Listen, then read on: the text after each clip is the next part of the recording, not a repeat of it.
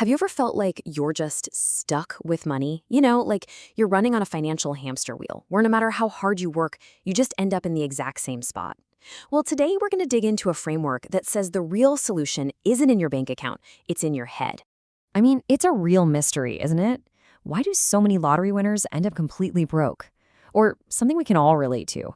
Why does it feel like every single time you finally get a little bit ahead, bam, the car breaks down or some random bill just shows up out of thin air? It feels like terrible luck, but what if it's not luck at all? What if it's a predictable pattern? And this quote just nails it. Money isn't in paper, it's in your head. This is the central idea for today, that your financial reality is just a mirror, a direct reflection of your internal mindset. It's a huge claim. I mean, think about it. It suggests that if you redistributed all the wealth in the world equally, it would eventually just flow right back to the same people. Why? Because you didn't change their mindset. So here's our game plan for this explainer. We're going to dive into this money mindset mystery. We'll climb what's called the 5 steps of posture. We'll uncover the complaining and justifying trap where so many of us get stuck. We'll talk about the incredible power of asking how. Then we'll look at the top of the ladder. And finally, how to break through your own invisible ceiling.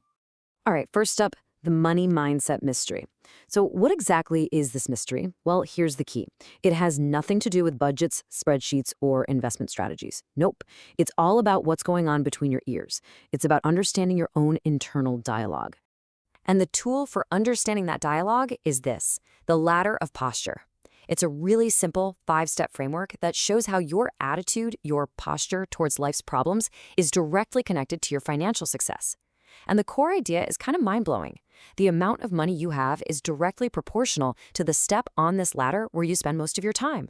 So, what are these 5 rungs on the ladder? Let's break them down. Here they are, from the bottom up. Complain, justify, question, propose, and apply. Now, the general rule is, people who live on the bottom 2 steps tend to feel more stuck and have less money. People who live on the top 3 steps, they have more money and a lot more control over their lives. The most important thing to get here is that it's not about where you are on a bad day. It's about your default setting. It's the step you live on most of the time. So let's start at the very bottom, in what's called the complaining and justifying trap. This is where so many of us get caught, often without even realizing it. Okay, step 1, complain. This one's pretty straightforward. We all know this person, right? Maybe we've been this person. It's the whole woe is me, everything is wrong mindset. The problem is it's a huge energy drain, and pretty soon people start to avoid you. So complainers often end up feeling pretty isolated. But as bad as this step is, believe it or not, the next one up is way more dangerous. And that's step 2, justify. This is, hands down, the most dangerous rung on the entire ladder. This is where we get smart and sophisticated about being stuck. We create these elaborate stories to give, as the source says, a pretty name to our pain. The example given is just perfect. A woman is in a terrible, damaging relationship, but instead of leaving, she tells herself, God has a purpose for this man's life through me. See what happened? She just took her suffering and wrapped it in a noble mission, which makes it nearly impossible to escape from. And this quote just hits the nail on the head.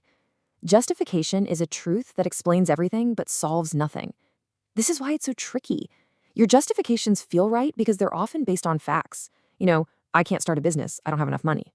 That's a fact. My boss is unfair. Also, maybe a fact. But they're useless truths. They explain your situation perfectly while keeping you totally paralyzed. They are cages built with facts.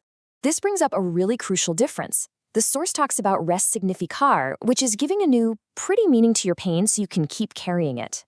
That's the trap. But the goal is designificar, which means to remove the meaning.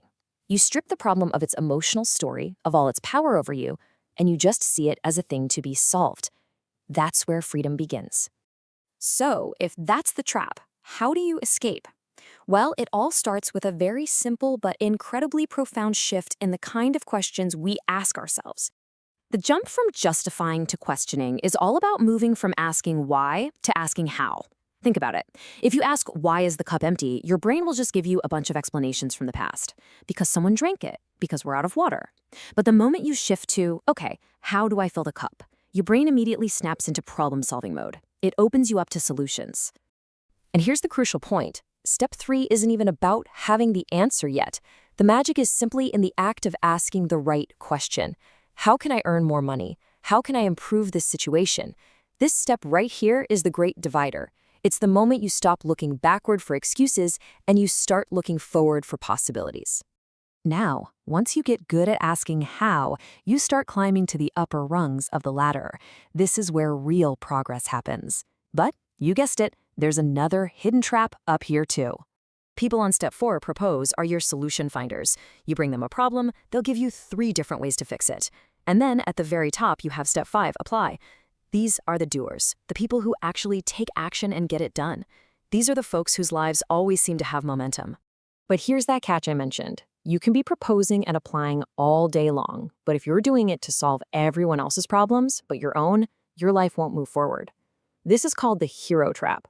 You're so busy being the hero in somebody else's story that your own goals are just sitting on the shelf, collecting dust. This leads to a really cool distinction between merit and permission. Merit is easy. You do the work, you get the $1,000. You earned it.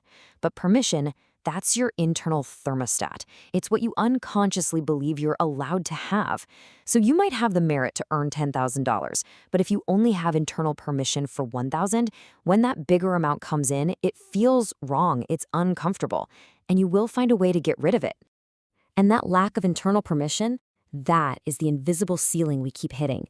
It's the real reason why, just when things start going great, something always seems to go wrong and pull you back down. The source actually has a name for this. It's called the praecada, which means the pre-fall. It's that predictable crisis that always seems to strike right when you're on the verge of a major breakthrough. It's not a coincidence. It's your internal system pulling the emergency brake, trying to bring you back down to the level where you feel like you belong. But here is the most powerful reframe of all. To climb a physical ladder, you need strong muscles. To climb the ladder of life, you also need stronger muscles. And your problems are the gym. That car that breaks down, that conflict at work, that sudden bill. They aren't punishments. They are the specific exercises you need to build the mental and emotional muscles required to handle the next level. So let's end with this one question for you to really think about. Take the biggest problem you're facing in your life right now. Instead of seeing it as a wall, ask yourself, what muscle is this problem trying to build in me? Is it the muscle of financial discipline, the muscle of saying no, the muscle of self-worth? Because according to this framework, that problem isn't a wall designed to stop you. It's the workout designed to help you climb higher.